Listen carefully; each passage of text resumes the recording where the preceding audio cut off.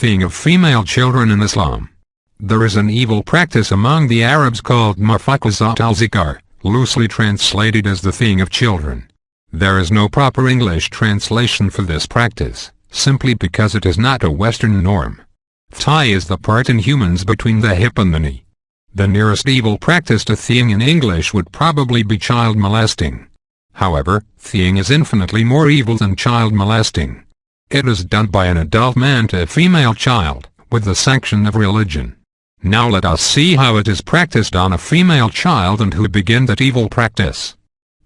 According to an official fatwa issued in Saudi Arabia, the Prophet Muhammad began to practice thing on his child bride, Aisha, when she was 6 years old until she reached 9 years. Fatwa in 0.31409.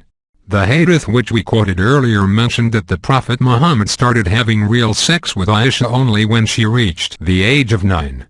Therefore, Muslim scholars collectively agree, by virtue of divine example, a child becomes an adult, available for sexual intercourse as soon as she reaches the age of 9.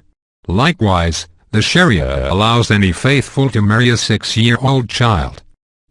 According to the fatwa, the Prophet Muhammad could not have sex with his fiancée, Aisha, when she was 6 due to her small size and age.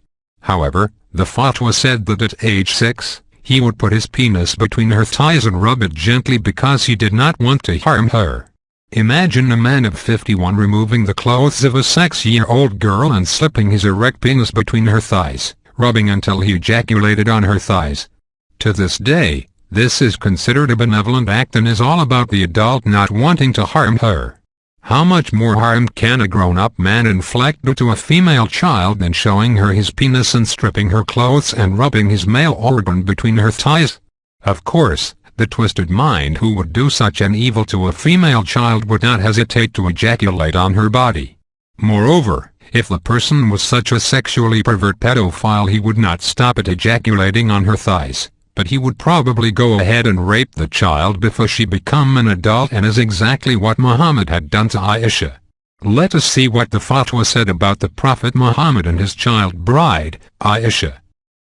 Thing of children is practiced in many Arab and Muslim countries, notably in Saudi Arabia and Yemen and Gulf countries.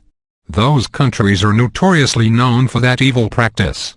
It is very common to see a man of 70 or 80 years of age marrying a child of 8 or 10. Recently, an 80-year-old Saudi man married a 10-year-old girl. On the wedding night, the child's privates hemorrhaged so badly until they had to take her to the hospital. Another recent case was of a Yemeni man who raped his child bride until she died. Those were just a handful of the thousands of rapes that take place each year on the pretense of marriage. Sheikh Hamadan intended to marry the child of the Indian maidservant and practice thing on her until she reached the age of 9. At this time, if it was almost 8, she was 7 years and 11 months old. She did not even know what sex was. When she saw her mother stripped naked by the 2 policemen, she thought they were killing her. When the Saudi policeman took her out of the car and showed her his male organ and tried to force her to hold it in her hand, she did not have an inkling about what he was trying to do to her mother. What she did know was that it was wrong to show your privates in public, and she resisted his attempts to fillet him. As it turns out, the sacrifice of a mother offering herself to the 2 policemen prevented a Fada's rape. Alas! Her mother was unjustly incarcerated, and if it lost her one and only guardian with no one to protect her from the evil man, Sheikh Hamadan. A quotation from my new book, The Child Bride and the Old Man of Arabia. Please keep visiting Wake Up West.